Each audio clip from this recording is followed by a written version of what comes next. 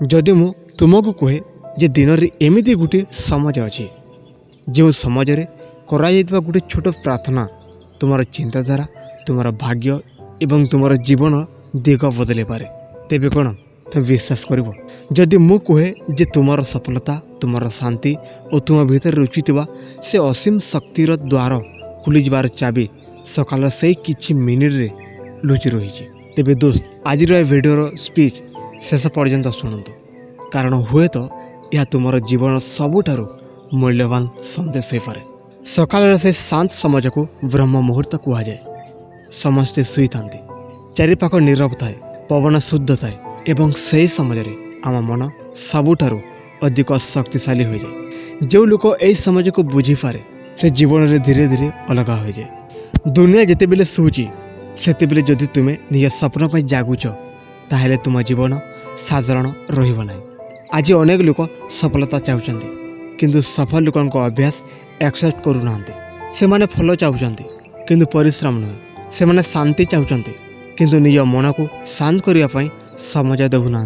ब्रह्म मुहूर्त आमको शिखाए जे जीवन बड़ परिवर्तन सब बेले छोट छोट अभ्यास आरंभ हुए।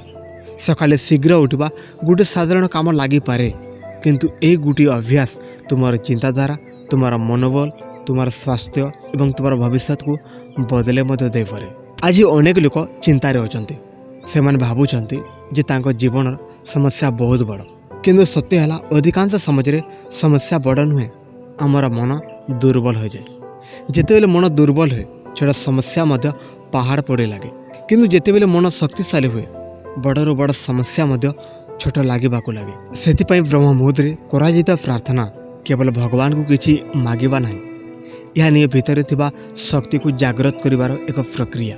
यह निज आत्मा सहित जोड़िबार एक सुजोग। कल्पना करके देख सकाल यही शांत समाज चारिपाखरे कौन शब्द नहीं मोबाइल नहीं सोशल मीडिया नहीं केवल तुम्हें तुम्हारा श्वास एवं तुम्हार भगवान से समाज तुम्हें हाथ जोड़ी कहूच हे प्रभु मते सठिक रास्ता देखा मते भल मनीष कर मते सत्यर पथरे चलिबार शक्ति दे। ए किछि शब्द तुम मन को बदले देवार आरंभ कर दो। तुम्हार भीतर रुचिवा भय धीरे धीरे कमिया को लागिबो तुम्हार चिंता कमिया को लागिबो तुम्हें अनुभव करिबो जे तुम्हें एका नुहे। मनुष्य जीवन में सबुठारु बड़ युद्ध बाहर नुहे भीतर हुए। आलस सहित युद्ध भय सहित युद्ध नेगेटिव चिंता सह युद्ध एवं जो लोक ये युद्ध जीति जाए ना से जीवन में कौन सफलता हासिल करि पारे।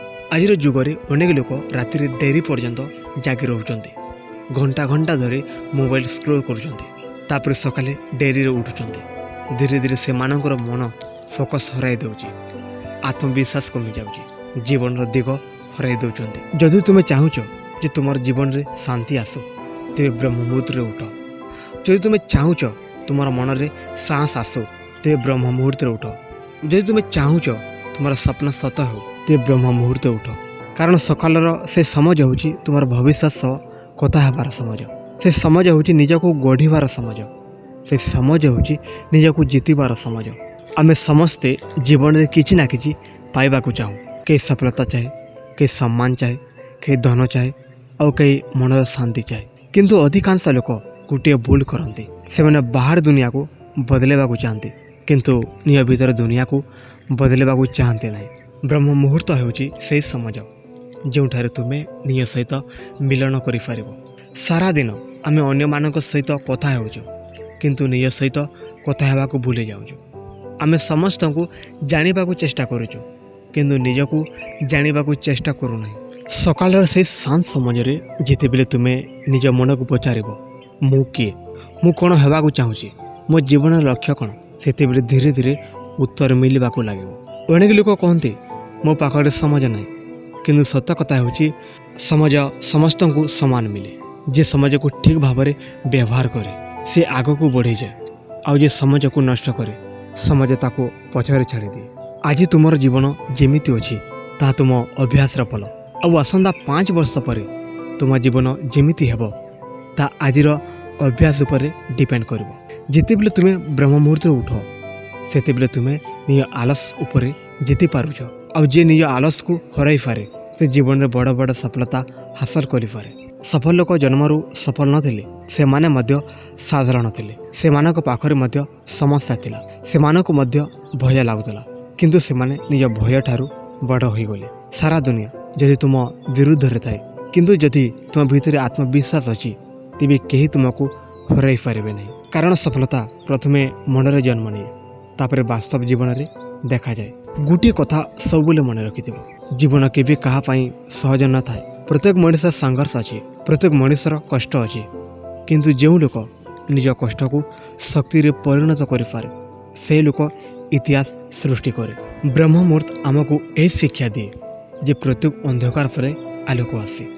ରାତି ଯେତେ ଲମ୍ବା ହେଉନା କାହିଁକି, ସକାଳ ନିଶ୍ଚୟ ଆସିବ। ଠିକ୍ ସେହିପରି ଜୀବନରେ ଯେତେ କଷ୍ଟ ଆସୁନା କାହିଁକି, ଭଲ ସମାଜ ମଧ୍ୟ ନିଶ୍ଚୟ ଆସିବ। ତୁମ କାମ ହେଉଛି ହାର ନ ମାନିବା, ତୁମର କାମ ହେଉଛି ଆଗକୁ ବଢ଼ିବା, ତୁମର କାମ ହେଉଛି ନିଜ ସ୍ୱପ୍ନ ଉପରେ ବିଶ୍ୱାସ ରଖିବା। କାରଣ ଭଗବାନ ସେ ଲୋକଙ୍କୁ ସାହାଯ୍ୟ କରନ୍ତି ଯିଏ ନିଜେ ନିଜକୁ ସାହାଯ୍ୟ କରେ। ଯଦି ତୁମେ ପ୍ରତିଦିନ ବ୍ରହ୍ମ ମୁହୂର୍ତ୍ତରେ ଉଠି ନିଜ ସ୍ୱପ୍ନକୁ ଭଲ କରିବାର ନିଷ୍ପତ୍ତି ନେବ, ତେବେ ଗୋଟିଏ ଦିନ ନିଶ୍ଚୟ ଏମିତି ଆସିବ ଯେତେବେଳେ ଲୋକମାନେ ତୁମକୁ ଦେଖି ପ୍ରେରଣା ନେବେ।